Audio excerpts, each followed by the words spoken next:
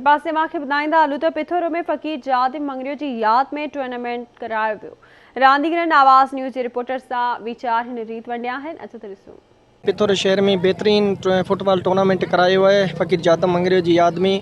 त इहो असांजे नौजवान जे लाइ हिकिड़ो बेहतरीन मैसेज वेंदो ऐं असांजा ग्राउंड आबाद थींदा। ॾिसो न ही बेहतरीन हिकिड़े सिस्टम ठहियो आहे असांजे अञा सहूलियत कोन्हनि ऐं जेके हिते जे इंतिज़ामिया आहिनि उनखे चवंदुसि त हिते फुटबॉल क्रिकेट हिन जो ग्राउंड ठाहे ॾिनो वञे त हिते टैलेंट जेको आहे इहो पूरी पाकिस्तान में निकिरी सघे। डिवीज़न लेवल ते टीमूं गॾजंदियूं इन में हिननि पाण में मेल मिलाप थिए थो ऐं हिकिड़ी सकाफ़ती प्रोग्राम इहे थियनि था। इहा तमामु सुठी ॻाल्हि आहे, इहे हुअणु खपनि।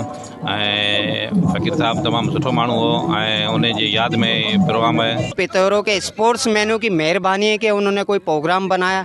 वैसे आप खुद भी देख सकते हो कि ग्राउंड की हालत हो नहीं है खेलने जैसी, पर इनकी मेहरबानी है। इधर के ज़िला इंतज़ामिया को चाहिए कि इधर के स्पोर्ट्समैनों से ताउन करें और इधर के स्पोर्ट्समैनों की हेल्प करें, ग्राउंड को बनाएं। आप देखें कि ग्राउंड में पोल तक नहीं है।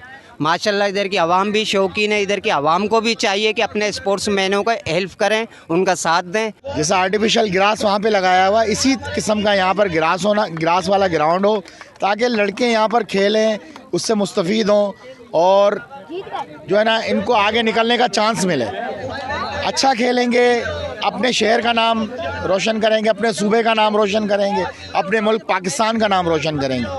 नए नस्ल की बचण जे लाइ ही जेके रांदियुनि वारो सिलसिलो जेको शुरू कयो आहे सो आउं हिननि खे ख़राजी तहसीन पेश कयां थो त आइंदे बि अहिड़ा सुठा सुठा प्रोग्राम कया वञनि त आइंदे नस्ल जो मतिलबु बिगड़जनि खां बची सघे।